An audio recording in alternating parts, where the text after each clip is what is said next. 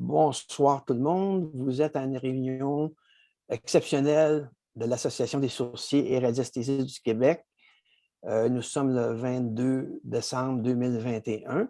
Nous avons le grand plaisir ce soir d'avoir Marie-Louise Roy qui va nous faire une méditation guidée. Marie-Louise est architecte, urbaniste, détentrice d'une maîtrise en sciences de l'environnement, coach, plein de choses que j'ignore aussi, là.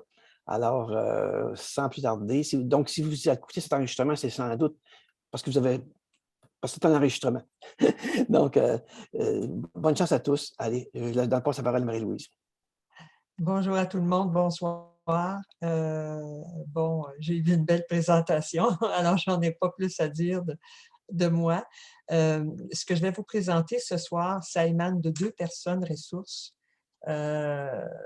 Une que je connais depuis un certain temps, qui était venue suivre mes cours en radiesthésie, géométrie sacrée et géobiologie, et une autre que j'ai rencontrée v'là un mois.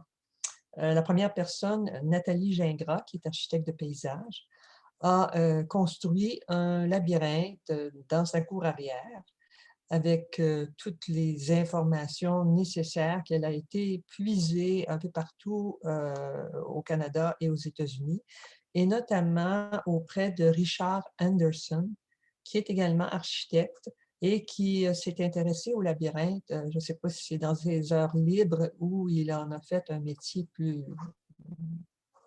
constant. Ça, je n'ai pas de détails là-dessus. Mais la méditation de ce soir est inspirée de ce qu'il nous a donné, parce que récemment, Nathalie Gingras m'avait demandé d'écouter une conférence Zoom qui était donnée par Richard Anderson, qui fait partie de l'Association des radiesthésistes de Tucson, en Arizona. Alors, je me suis branchée, puis je dis, bon, ben, je vais écouter à sa place. Et c'est là que j'ai compris tout le matériel qu'elle avait été chercher auprès de cet homme-là et toute la sagesse ancestrale aussi qui en découle. Alors, s'il y a des gens qui, après avoir visionné et vécu la méditation de ce soir, ont de l'intérêt à mieux comprendre des choses sur les labyrinthes, à ce moment-là, ce sont des deux personnes clés qui sont importantes. Alors, peut-être, moi, je donnerai les informations à l'Association des radiesthésistes pour communiquer avec eux. Je ne vais pas le laisser sur le Zoom, là, parce que je ne leur ai pas demandé la permission. Alors, ça, c'est personnel. Eux s'organiseront de contacter ces gens-là et eux vous recontacteront par la suite. Mais c'est une longue recherche qui a été faite. Et en fait, ce qui va se passer dans la méditation, c'est que moi, je vais poser des questions, je vais vous mettre dans un environnement particulier, comme si on marchait le labyrinthe, tout simplement. Alors, avant de le marcher, évidemment, il faut comprendre ce qu'on va faire. Alors, Pierre, je te demanderais de visionner la première diapositive, celle avec les couleurs. Alors, ça, c'est un labyrinthe crétois. Et Richard Anderson expliquait que le labyrinthe, en fait, et là, je mets mes mots, c'est un dessin, deux dimensions, si on peut dire, de ce qui se passe dans le corps humain et dans le cerveau, dans les neurones, autant les neurones de la tête, du cœur et des intestins. Et c'est relié au chakra. Et les couleurs que vous voyez, c'est carrément les différents intervalles de couleurs des chakras. Et quand on fait une méditation ou quand on rentre dans un labyrinthe, en fait, on pénètre par le troisième chakra, qui est le chakra du plexus solaire, qui est jaune. Et ensuite, on s'en va vers le deuxième chakra. On descend dans le deuxième chakra et on redescend dans le premier chakra pour arriver par la suite au cœur. Et là, on rentre dans le chakra du cœur et ensuite on va au septième chakra et on continue. On marche le sixième, on marche le cinquième et là, on arrive au huitième, celui qui est blanc. Ça représente l'âme. Bon, que vous soyez croyant, pas croyant, je ne le sais pas, là, mais je vous dis ce qu'il en est. tous les labyrinthes crétois comme celui-là fonctionnent de cette manière-là. Vous pourriez vous faire 2 versions de ce petit dessin en effet miroir et vous amuser avec vos index à essayer de suivre le chemin et voir comment votre cerveau fonctionne, s'il est bien là-dedans ou s'il y a de la misère à suivre. Grosso modo, ce que ça fait, c'est que ça relie les hémisphères. Et la partie blanche, la partie âme, en fait, c'est la partie inspiration. On a des problèmes, on a des bugs, on ne sait pas quoi faire. On ne sait pas comment marcher son propre labyrinthe intérieur. Alors ça, c'est une façon qui a été proposée par Richard Anderson et qui en a fait un puis un autre. Et aussi, ce qu'il faut savoir, c'est que ces labyrinthes-là, lorsqu'on les fait sur le terrain, ils ont un potentiel de guérison de la terre. Admettons qu'on est sur un ancien site qui a été malmené. Les gens ont vidé des déchets, on a beau avoir enlevé les déchets, le terrain a été malmené. On installe un labyrinthe, on le marche, et tout à coup, il y a une colonne d'énergie qui s'installe à force d'être marché souvent. Et M. Anderson disait dans la fameuse conférence qu'on pourrait mettre un labyrinthe à un endroit où il y a déjà une colonne d'énergie et en mettre un autre où il n'y a rien. Et c'est celui qui va être le plus souvent marché qui va avoir une colonne. Alors, on peut partir de rien et faire des choses. Quand on a un terrain à guérir, on fait un labyrinthe. Vous avez sûrement, ce serait le fun de pouvoir en faire un justement au parc des Chutes Wilson, s'il y avait de la place, si les gens seraient à l'aise, ce serait une belle activité. Mais quand vous les marchez, ces labyrinthes-là, et moi, j'en connais pas, je connais juste celui de Madame Gingras, qui a été fait sur un terrain privé. Alors là, c'est un petit peu plus complexe. Alors, il n'y en a pas des publics dans le coin. Alors, si jamais vous rencontrez des gens qui sont prêts à en faire, à des endroits où on peut les marcher publiquement, ça serait intéressant d'y aller dans ce sens-là. Je ne sais pas si tout le monde a compris. J'espère que tout le monde a compris le principe. Alors, moi, je vais commencer à défiler la méditation. Et vous pouvez les faire la méditation, les yeux fermés. Vous pourriez aussi, ceux qui sont moins à l'aise avec la méditation, vous prendre un crayon et écrire si vous sentez le besoin, pour ne pas oublier des choses qui vous viennent à l'esprit, les révélations qui pourraient se faire. Habituellement, on s'en rappelle parce que c'est un moment fort, mais je n'empêche pas le crayon ce soir si vous sentez le besoin. Alors, j'espère que c'est clair pour tout le monde. Je ne sais pas s'il y a des questions d'ordre technique qui peuvent aider ceux qui vont regarder éventuellement la vidéo. Si oui, mettez la main en l'air. Là. Je sais qu'il y a un petit dispositif là, sur Zoom pour lever la main. S'il n'y a pas de main en l'air, on continue. Alors, Pierre, c'est toi qui sais s'il y a des mains en l'air ou non? Ça va? OK. Alors, tu peux commencer avec la première.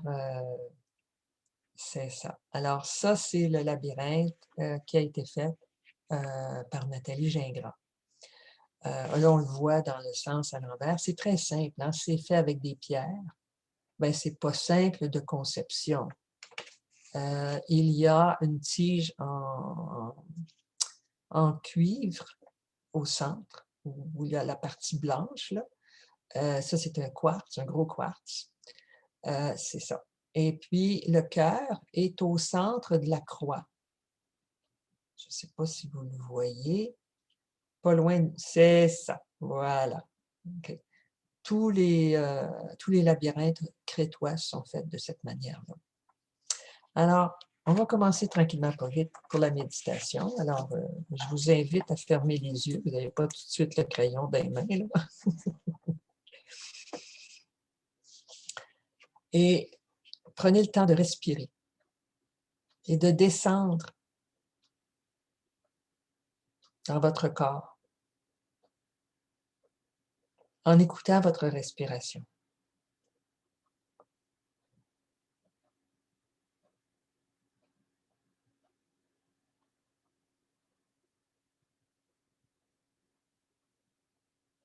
Et laissez votre respiration prendre son aise et vous guider dans le mouvement respiratoire que vous faites.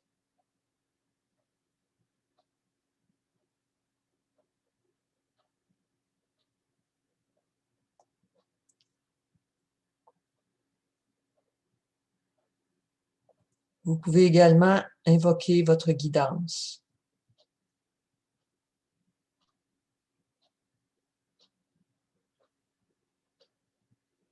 Et cette guidance peut être différente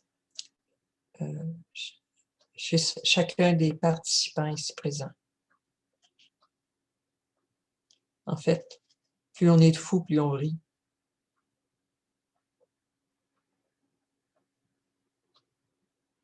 Et ce que j'entends par guidance, ça peut être vos guides.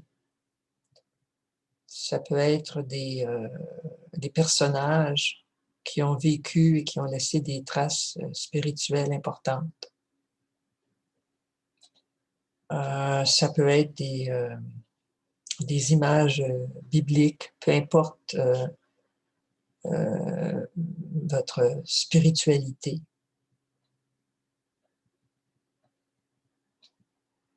Toute religion confondue et non-religion. Ça peut être les Amérindiens, ça peut être les Celtes, les Druides, peu importe.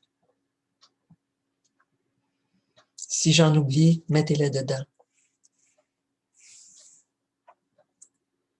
Et imaginez que tout ce beau monde nous protège en faisant un immense cercle autour de nous.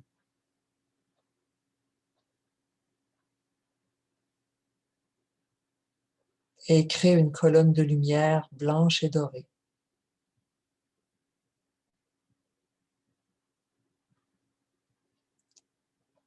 Jusqu'au centre du cœur, de la conscience de la Terre.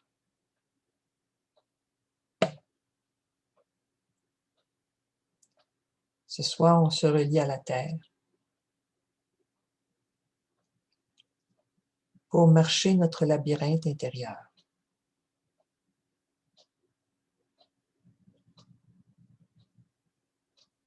Pour se laisser inspirer.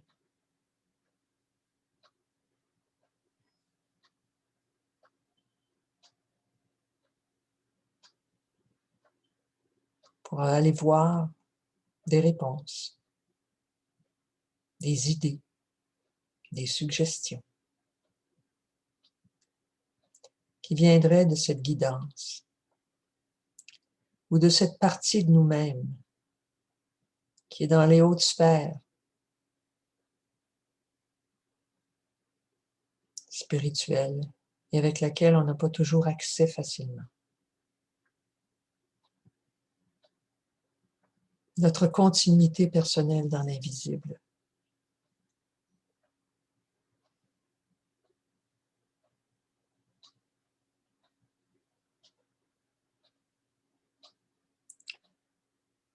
Alors, la première entrée dans le labyrinthe se fait par le chakra du plexus solaire.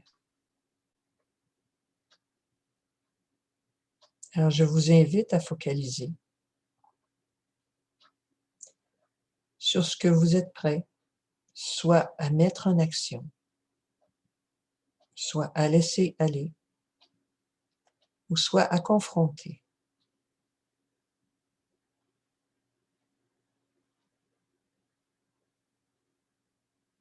Alors, c'est comme vous le sentez, vous choisissez votre thématique personnelle.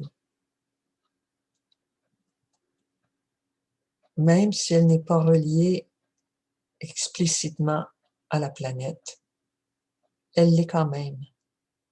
par votre présence sur cette planète. Et si vous arrivez à régler un bug existentiel pour vous, vous laissez des traces sur cette planète pour que les autres sachent comment régler ce bug. Il n'est pas nécessaire de prendre toute la planète sur ses bras ce soir.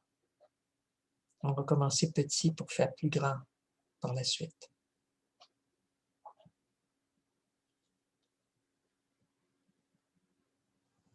Et lorsque vous avez trouvé ce sur quoi vous voulez œuvrer ce soir, à l'intérieur de vous, ressentez avec vos 5 sens, comme si la situation était réelle.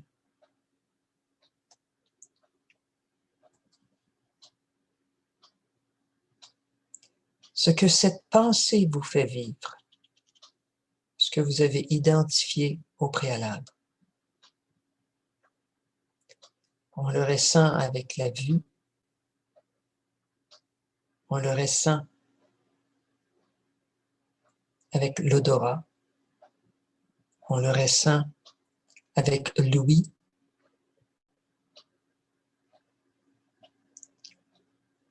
on le ressent avec le toucher, et on le ressent avec le goûter.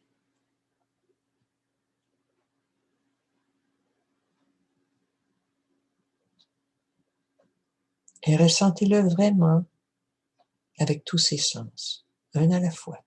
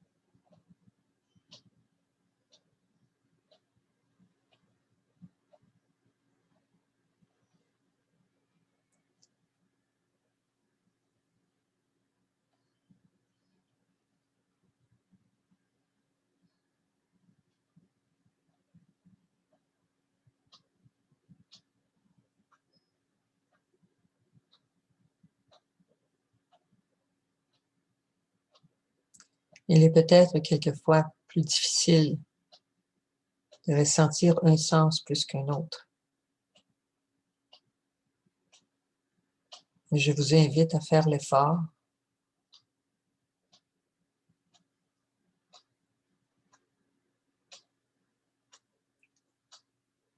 car le résultat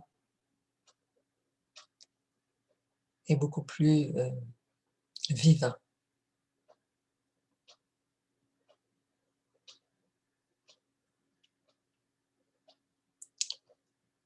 Et par la suite, on pénètre dans la partie du labyrinthe intérieur reliée au chakra numéro 1, le premier, le chakra racine.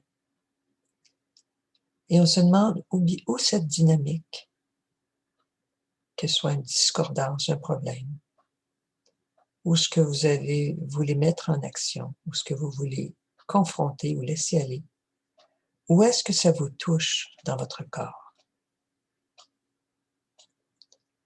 Y a-t-il des organes plus impliqués que d'autres?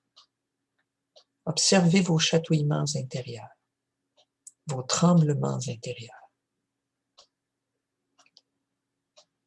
vos froidures intérieures, vos chaleurs intérieures.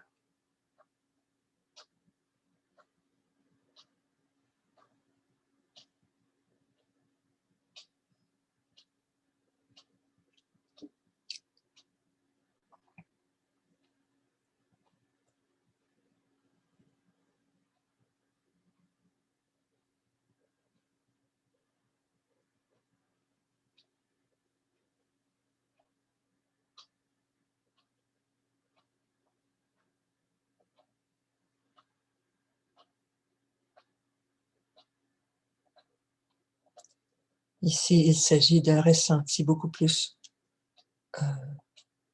physique qu'un ressenti au niveau des sens.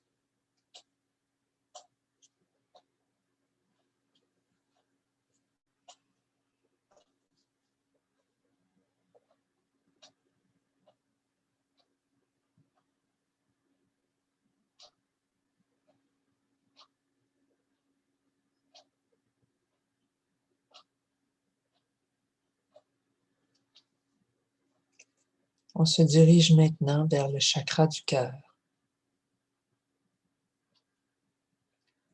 qui nous prédispose à ouvrir,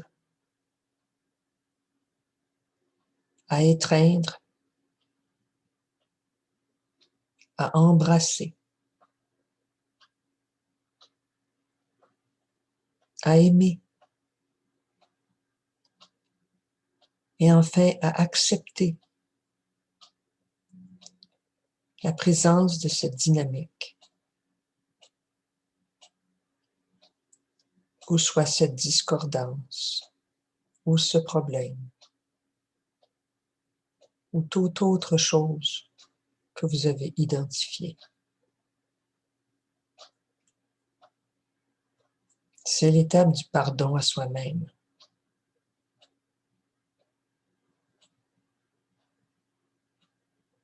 À s'accepter tel que l'on est, avec nos points forts, nos points faibles et nos angles morts.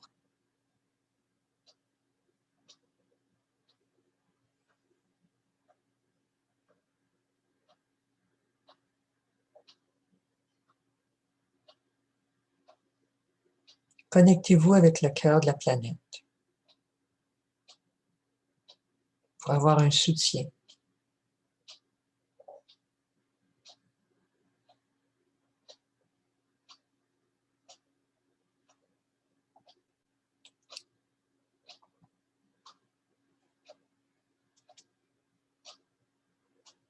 Et ensuite, dirigez-vous vers votre chakra de la couronne.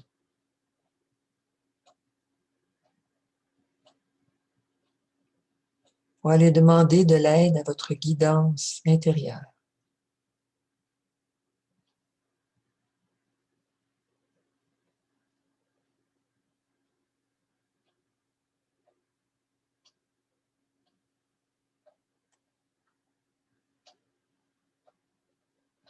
Une connexion avec la terre, une connexion avec votre guidance.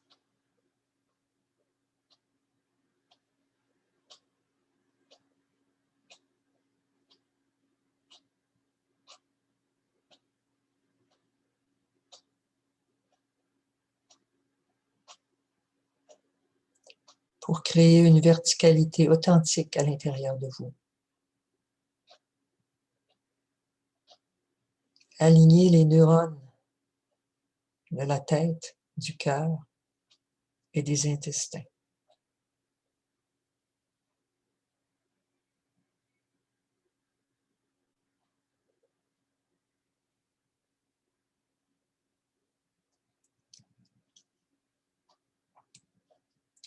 On se dirige par la suite au chakra du troisième œil.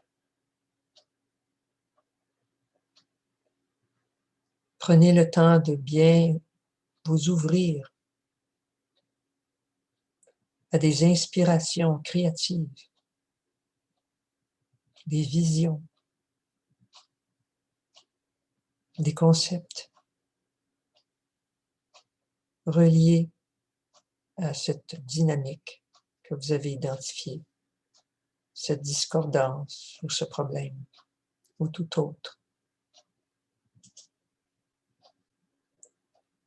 Laissez venir à vous toutes les inspirations créatives possibles, sans en discarter aucune.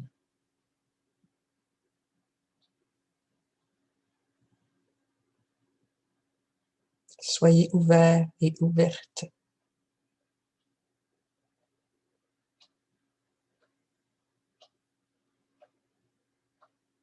C'est le temps de recevoir.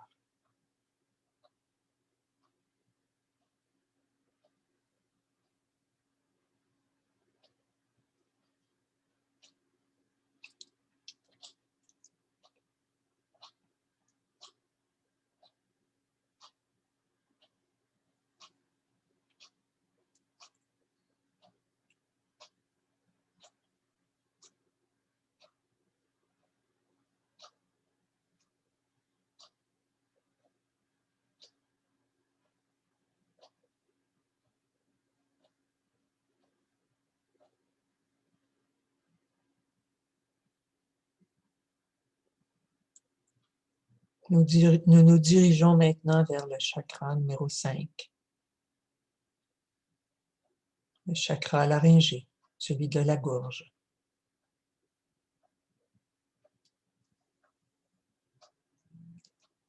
Pour les personnes qui sentent le besoin, c'est l'étape du crayon. Exprimez-vous sur papier si besoin il y a, de manière à donner une voix, VOIX, à ces inspirations créatives à propos de cette dynamique, cette discordance ou ce problème, ou tout autre.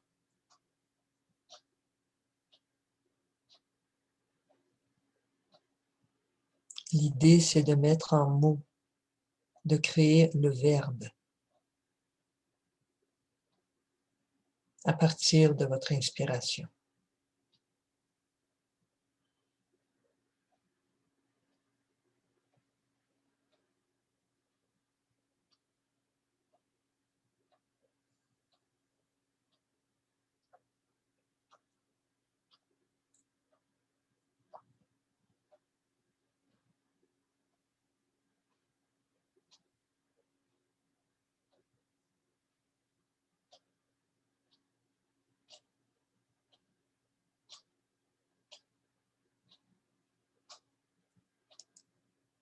Nous allons nous diriger maintenant vers le chakra numéro 8, qui représente le siège de l'âme.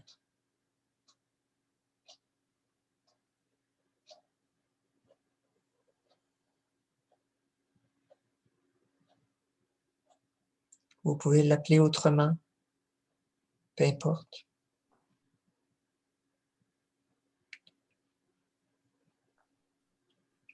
C'est la partie de nous-mêmes qui a en quelque sorte la vision de l'aigle,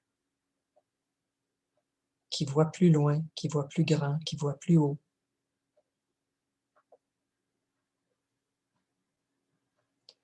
De manière à vous élever au-delà.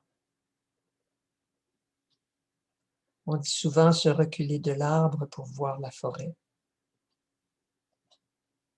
Et si je parle de la vision de l'aigle, c'est que cet aigle-là est en mesure de voir ce qui s'en vient. Parce que justement, il a pris une distance par rapport au quotidien. Il est en mesure de replonger dans le quotidien pour aller se nourrir. Mais le reste du temps, il vole dans les hautes sphères.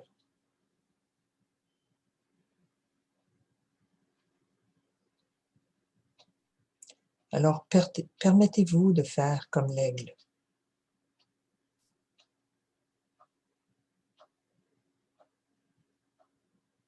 Laissez votre âme vous montrer le chemin.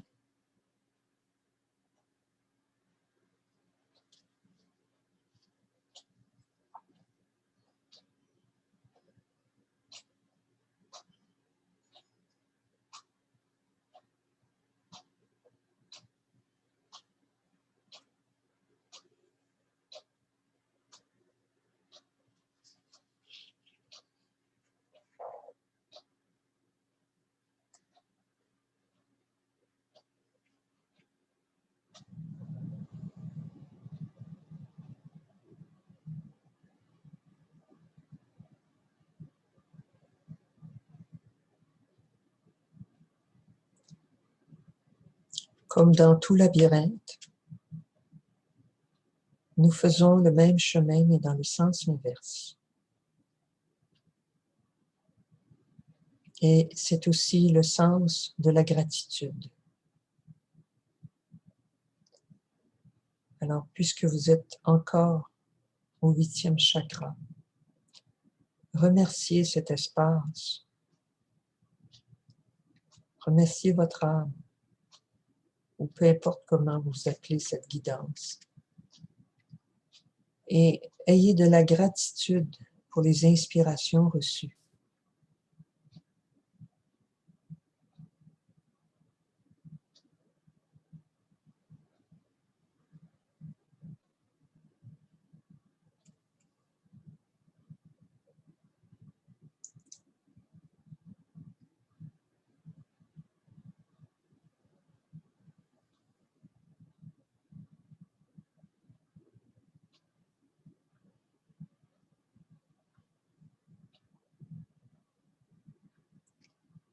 Et tout doucement, on se dirige vers le chakra numéro 5, le chakra laryngé, pour verbaliser les inspirations en langage interne pour le moment. Encore ici, si vous avez besoin d'écrire, vous le faites.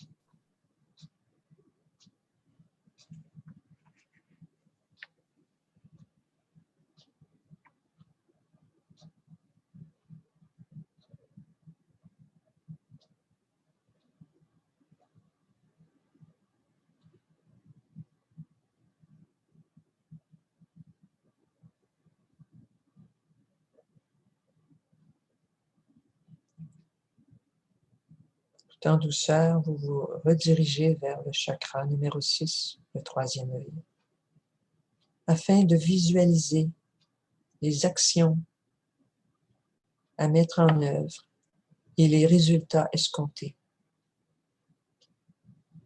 En bref, faites comme si ce que vous avez besoin se réalisait dans cette visualisation.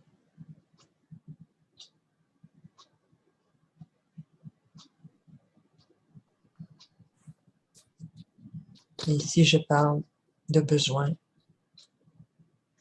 et de désir profond, et non pas de désir profane.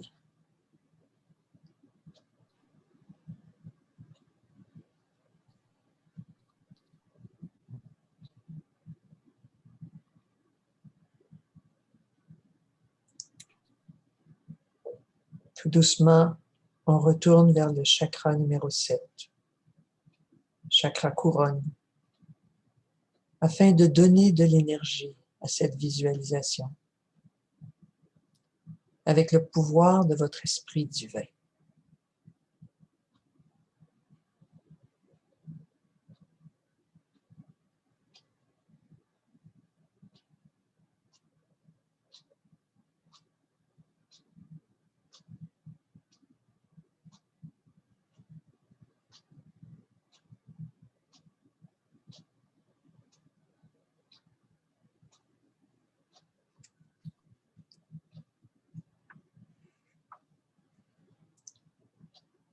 Ensuite, nous nous dirigeons tout doucement vers le chakra numéro 4, le chakra du cœur.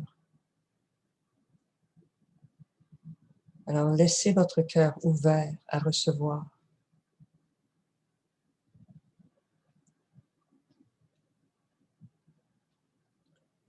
Laissez-vous aller à distribuer de l'amour et connectez-vous avec les autres.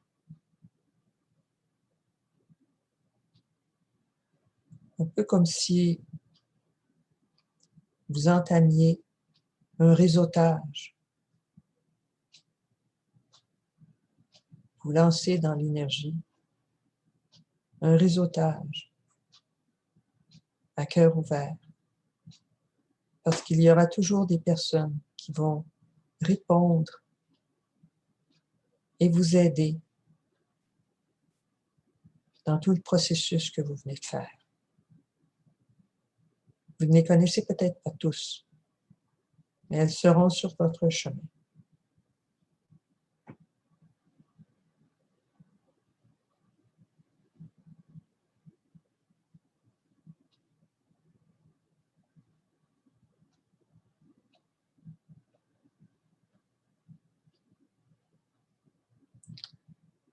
Dirigez-vous maintenant en douceur vers le chakra numéro 1, le chakra racine, afin d'enraciner les inspirations reçues dans le quotidien de votre vie.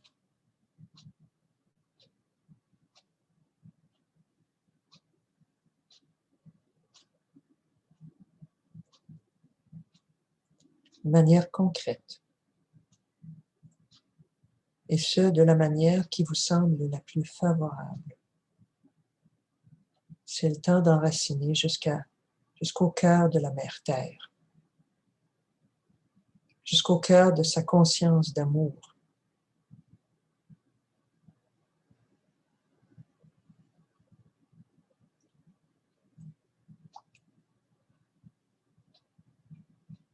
On se dirige maintenant vers le deuxième chakra, le chakra sacré, pourrait se sentir plein de passion à nourrir notre vision.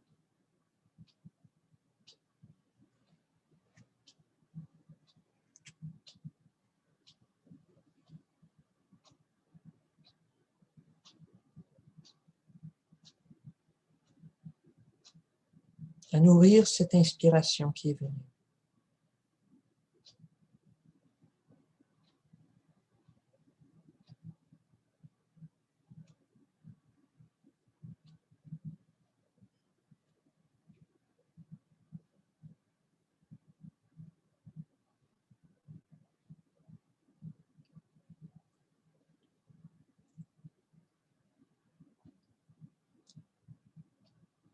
Enfin, nous nous dirigeons vers le chakra numéro 3,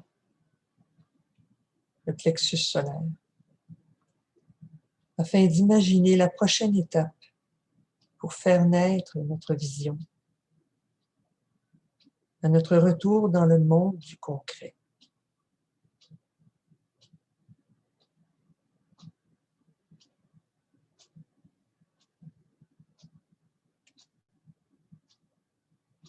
Ça peut être téléphoner à quelqu'un, aller chercher certains outils. Toute possibilité est bonne.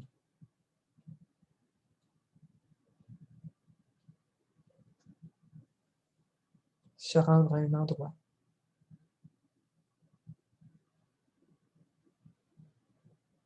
Quelque chose de très concret. Le premier petit pas à faire dans cette direction.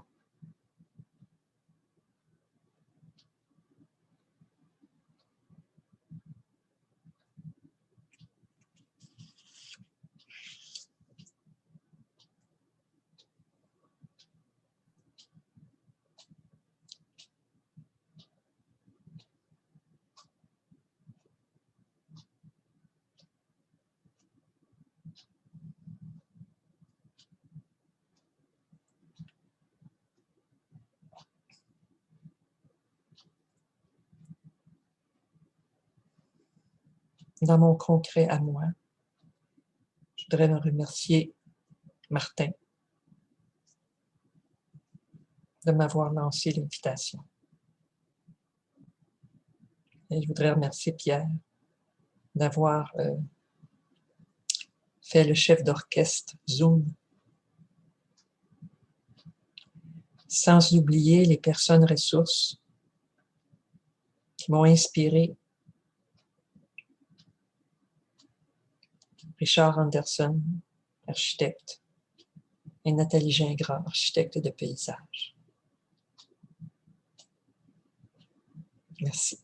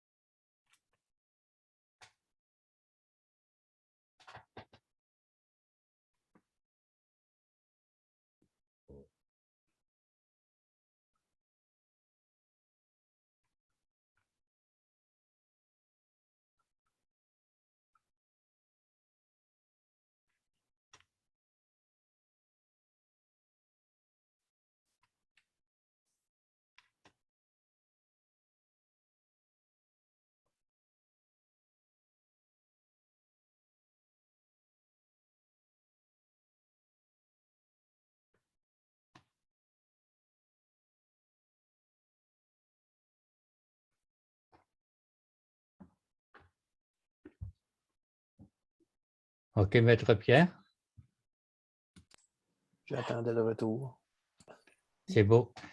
Marie-Louise, un gros merci pour, j'appelle ça un moment de détente, puis d'introspection. C'est la première fois que j'assiste à une méditation. Je comprends que Pierre, lorsqu'il dit qu'il médite 2 fois par jour, c'est vraiment intéressant. Est-ce qu'il y en a qui veulent, s'exprimer? J'espère bien. Oui. Alors, merci beaucoup pour cette méditation. Moi, je peux dire que je transcendais les yeux ouverts. Réellement, là, je m'en rends compte quand il se passe quelque chose, un phénomène d'intériorisation. Là, ma respiration diminue, puis je transcende les yeux. Alors, merci, grand merci dans cette période de trouble, on peut dire ça. Je dirais que c'était parfait, c'était complet. Moi, c'est le commentaire que je veux faire. Alors, j'invite tout le monde à le réécouter en ligne. Au revoir et bonsoir tout le monde. J'arrête l'enregistrement.